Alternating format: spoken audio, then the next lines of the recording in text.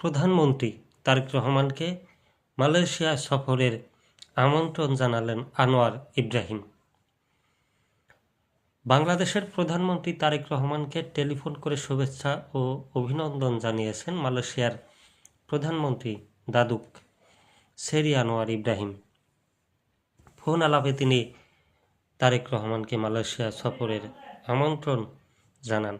শুক্রবার বেলা 3টায় বাংলাদেশ সরকারের নবনির্বাচিত প্রধানমন্ত্রীকে ফোন করেন মালয়েশিয়ার প্রধানমন্ত্রী। টেলিফোনে আলাপকালে মালয়েশিয়ার প্রধানমন্ত্রী বাংলাদেশের সঙ্গে বিভিন্ন দ্বিপাক্ষিক বিষয়ে ভবিষ্যতে একসাথে কাজ করার প্রতিশ্রুতি ব্যক্ত করেন।